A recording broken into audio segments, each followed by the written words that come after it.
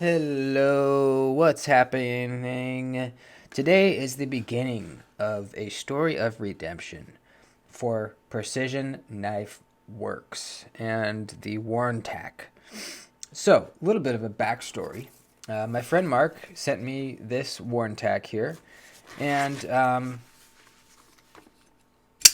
I saw that it had a very pretty sloppy hollow grind put on it.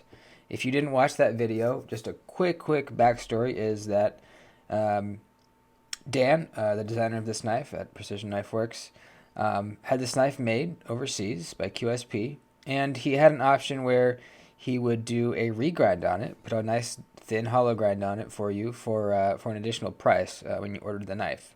You could either get that, or you could just get the regular machine ground from QSP. Now, my friend Mark decided to go with the hand ground hollow grind option, and when he got it, he saw that it was an extremely thin tip, too thin, really. Very fragile tip.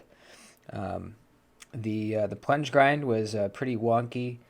One side was a lot lower than the other. If you want to see close-ups of all these things, go watch my video on the Warntac when I talk about all this stuff. I give close-ups.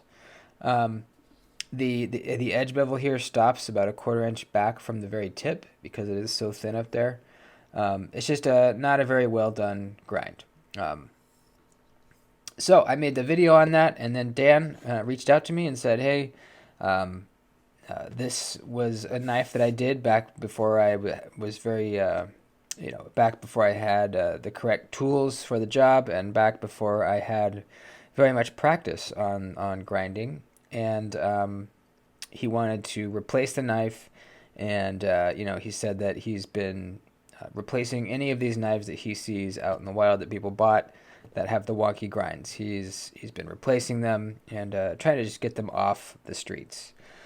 Um, so that was great to hear. My buddy Mark gets a replacement for this knife, and so does anyone else that has a wonky grind. So if you're watching this and you got one of these hand ground Warntacs that have a little bit of a sloppy grind on them, um, he wanted me to tell you guys, send him a message, give photos, obviously, and he will replace the knife. He's going to send you a regular machine ground one, or if you want to, see how his skills have improved, you could get maybe another machine or a hand ground one. I don't know if he's offering that still, but you'll definitely at least get one of the machine ground versions if you have a messed up one. So that's great. That's pretty much best case scenario, for this. Having someone, own up to a mistake and do everything in their power to fix it is all you can ask for. So that was really great to see and hear. We talked a little bit. He seems like a super nice guy, and he's actually a fellow Californian as well. And he wants to fix the mistakes. Um, and as I said in the previous video, I liked everything else about this knife. It's got it's a really great design. Fantastic detent, like crispy as hell. Um, the textured titanium, the clip is great. Everything is great. Um, that's why I was so kind of sad by the sloppy grind, is because I loved everything about the knife except that. Um, so it's a happy ending to the story. This one's going back to him, and Mark will be getting a replacement. And he also said, "Hey, why don't I send you one so that you can finally do that cut test that you've been wanting to do?" Mark said that he would rather I didn't do the cut test on this one because of the very fragile tip. I totally get it. I would have said the same thing. But I've been dying to cut test this thing. So in this box is a Warntac, folks, and we're going to get to do the cut test finally and check it out and do a full review on it. So very happy. Like I said just now, the ending is a positive thing here. As far as the cut test, it remains to be seen. You'll see that coming probably this week, if you're watching when this video first comes out. And I have no doubt it's going to do well. But, you know, we will find out. Let's get on in. Precision Knife Works. Here we go. Another really exciting thing is he is working towards moving to completely USA manufacturing. This version was made by, you know, overseas by QSP, but he's working on taking all production to the States. It's really, really awesome.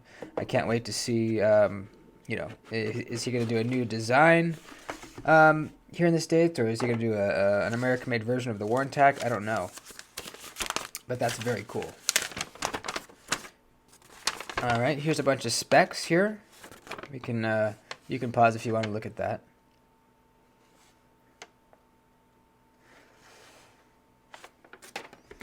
Got a sticker.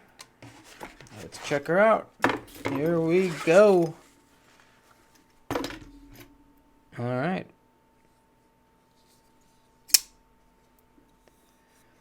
Ooh, okay. Okay. Let me, a little oil on there. Let me wipe that off here. Where's my freaking...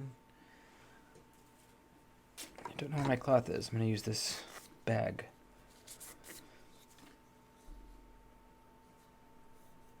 Man, this is still a pretty deep hollow grind. Much more substantial tip. I mean, it's still a thin tip as far as tips go. But this is a tip that I would not be afraid to use. We'll do a side-by-side here in a second. Good detent. Not quite as snappy as the other one. I wonder if I can bend in my lock bar a little bit and get that even snappier. But it's really, it's good. It's definitely good. Yeah. Wow. Very, very sharp. Extremely sharp. Damn. Yeah, that is very, very sticky sharp. It's a deep hollow grind. So I guess this is the machine ground. Blade finish on production models is machine finished flats with belt satin finish on the hollow grind. Okay, so it's a machine flat with a belt satin. Okay. I guess he was just putting on an even deeper hollow grind? I don't really know. I'll have to ask him. Because this is very similar. Interesting. I wonder what was even the point of him doing the grinds.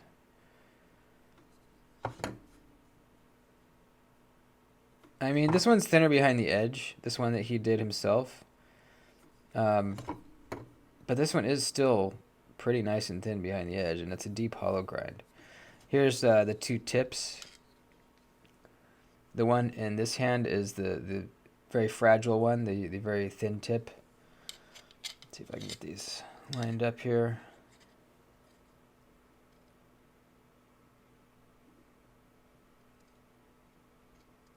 It's a little hard to tell in video, but this one is much, much thinner and more fragile.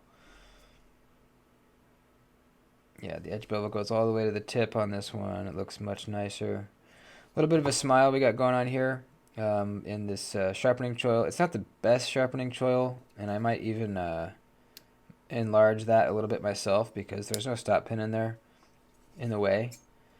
I might do that.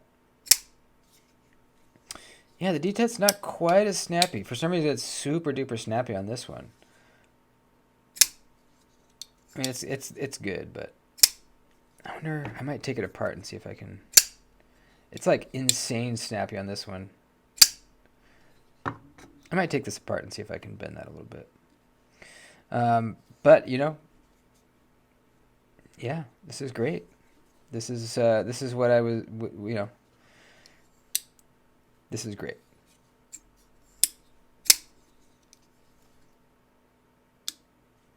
Yeah, perfectly centered. I like this clip a lot. I like the whole look of the knife. This jimping is really grippy. It's always kind of bugged me when people put in jimping, but it doesn't really grip anything. This is like actually good grippy jimping, which is great. Let's take it apart. Let's see what's going on inside here. Look at the milling and everything, and then maybe bend that lock bar a little bit. This might be a little bit of a longer video, but hey, whatever.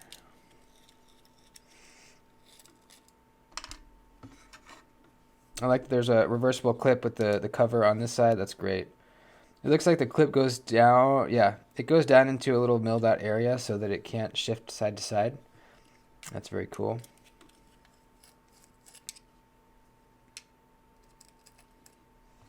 Yeah, I think if I just make this sharpening tool a little bigger, actually, you know what? I probably should have taken this out on the other side.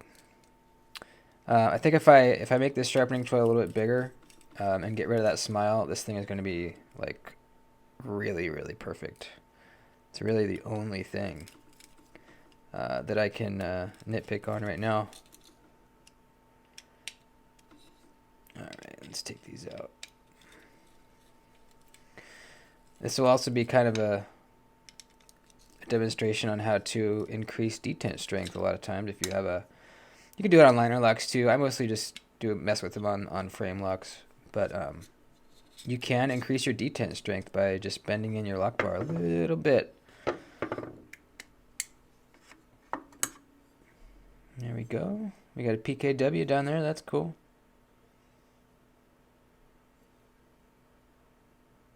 Got a little metal washer in there. That's great.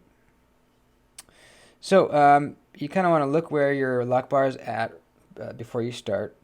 I usually look at, kind of a reference point. Maybe take this line in relation to this line here.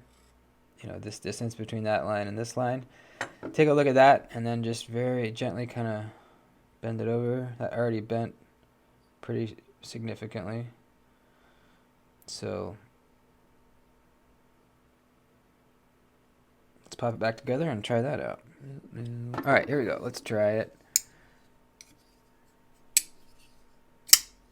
Ooh. Ooh. Great. Perfectly centered still. Much, much better. Sweet. It could be a little bit stiffer still, but I'll mess with that after the video. I know that I can absolutely get it there. It just has to come a tiny bit more, but this is a big improvement already. Yeah, that's actually pretty darn good. Cool. Well, there you go, folks. Cut test coming soon. We will see how well this thing cuts. I think it's going to cut great. Obviously, it's going to be great at utility cutting. For slicing, I don't know. We'll see. It's not like crazy thin blade stock, and you do have this hole right here that's going to make some friction, passing through cardboard. But, with such a nice hollow grind, I'm pretty sure it's going to do great. But we will find out. So stay tuned for that. And again, big thanks and kudos to Dan for, being having great customer service and doing things just exactly how you should do them when a mistake happens like this. So very cool, and stay tuned. That's it. Please like the video before you bounce, and I'll see you next time. All right, later.